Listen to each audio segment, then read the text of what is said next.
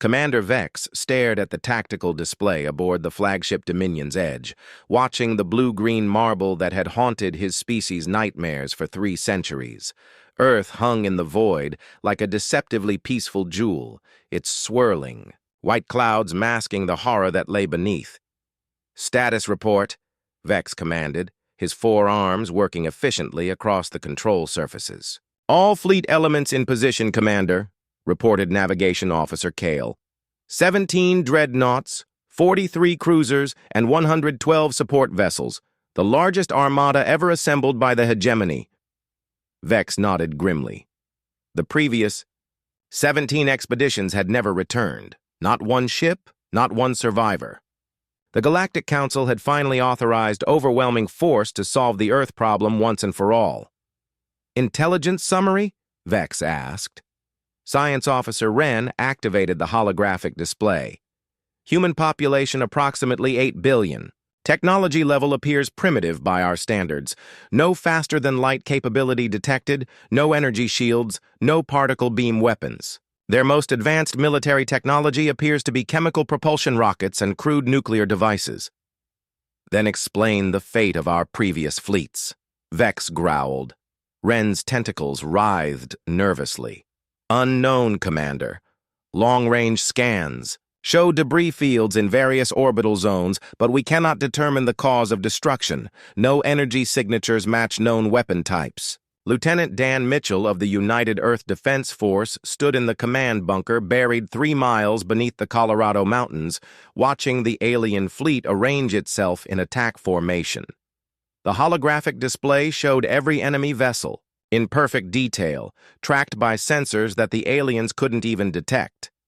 "How many this time?" asked General Adams, her weathered face grim with determination. 172 ships, Dan replied. "Biggest fleet yet. They're learning, but not fast enough." Adams nodded. "Standard protocol. Let them make the first move." On the flagship, Commander Vex reviewed the battle plan one final time. The strategy was simple: overwhelming orbital bombardment followed by ground invasion. The same tactics that had conquered 47 worlds across the galaxy. "Begin bombardment," Vex ordered. The alien fleet opened fire simultaneously. Thousands of plasma bolts and antimatter torpedoes streaked toward Earth's surface, each one capable of leveling a city. The humans had no planetary shields, no defense satellites, nothing to stop the incoming destruction. Yet somehow, impossibly, every single shot missed. "Report!" Vex roared, as the tactical display showed their weapons passing harmlessly through empty space. "Unknown error in targeting systems," Kale stammered. "Recalibrating now." The second volley met the same fate. And the third. Weapons that had never failed suddenly seemed unable to find their targets.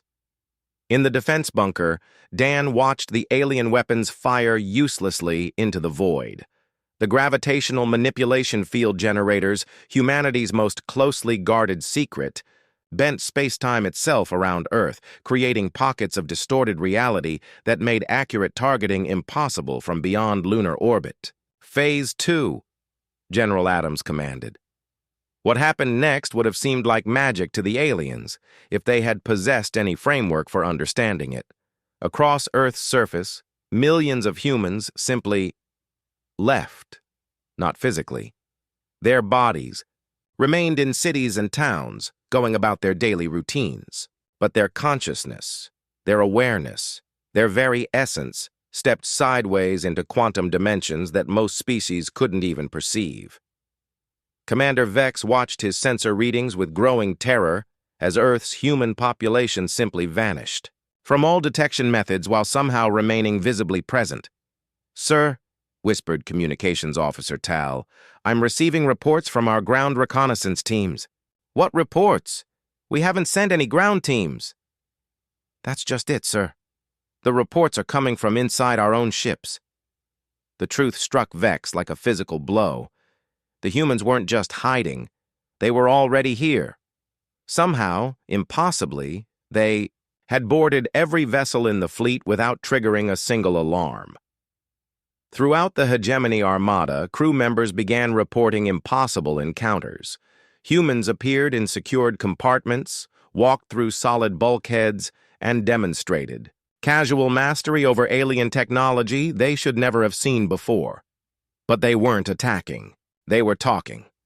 On the cruiser Stellar Fang, Captain Hex found himself face-to-face with a human female who had somehow materialized in his private quarters.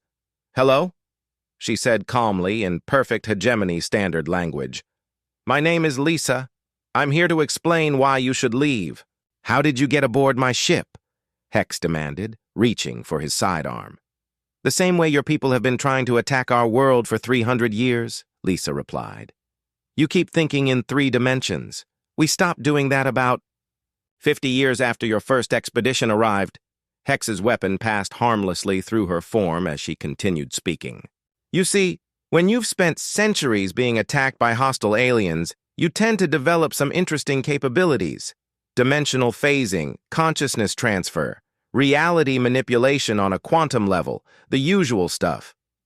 Similar conversations were happening throughout the fleet. Humans appeared in engineering sections, demonstrating intimate knowledge of alien systems.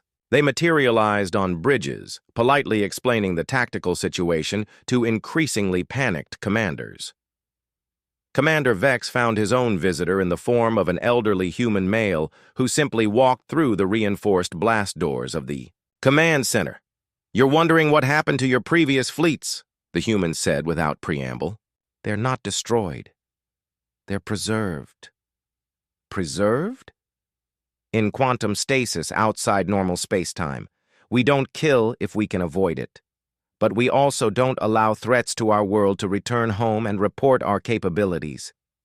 The human gestured, and the tactical display shifted to show 17 previous alien fleets frozen in crystalline pockets of twisted space around Earth's orbit. "Every species that's attacked us is still here, waiting," the human continued.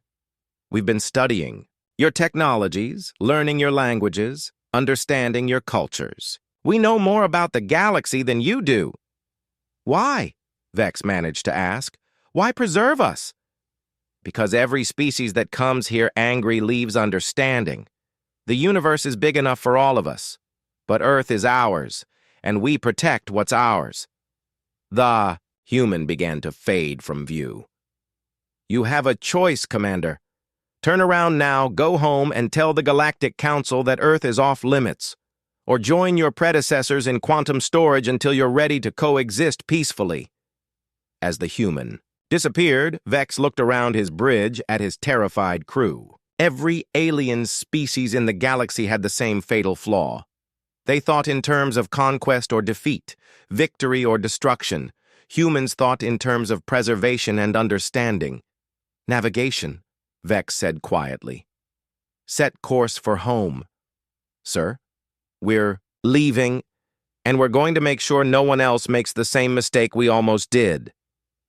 As the Hegemony fleet turned away from Earth, the humans began to return to normal space-time, resuming their daily lives as if nothing had happened.